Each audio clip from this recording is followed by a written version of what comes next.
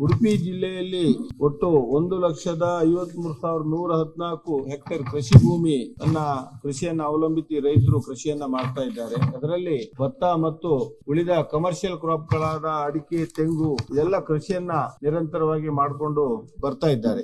2010ರಲ್ಲಿ ಮಾನ್ಯ BS ಯಡಿಯೂರಪ್ಪನವರು ರಾಜ್ಯ ಮುಖ್ಯಮಂತ್ರಿ ಆಗಿದ್ದಲ್ಲಿ ಆವಾಗ ಕೃಷಿ ಕಾಲೇಜನ್ನ ನಿರ್ಮಾಣಕ್ಕೆ ಮಂಜೂರಾತಿ ನೀಡಲಾಗಿತ್ತು. ಆದ್ರೆ 2014 ತನಕ ಏನು ಕೆಲಸ ಆಗಲಿಲ್ಲ. ಅದರಲ್ಲಿ 2014ರಲ್ಲಿ ಕೃಷಿ ಡಿಪ್ಲೊಮಾ ಒಂದು ಓಪನ್ ಮಾಡಿದ್ದಾರೆ. ಆವಾಗ ಅದರ ನಂತರ ನಿರಂತರ ಕೃಷಿ ಕಾಲೇಜುಗಳ ಬೇಡಿಕೆ ನಮ್ಮಲ್ಲಿ ಉಡುಪಿ ಜಿಲ್ಲೆಯಿಂದ ಸರ್ಕಾರಕ್ಕೆ ಬೇಡಿಕೆ ಇತ್ತು.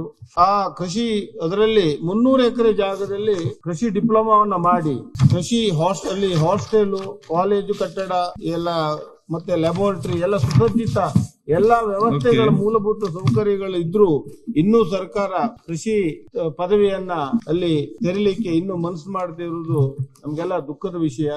ಅಲ್ಲಿ ಎಲ್ಲಾ ಮೂಲಭೂತ ಸೌಕರ್ಯ ಇದೆ.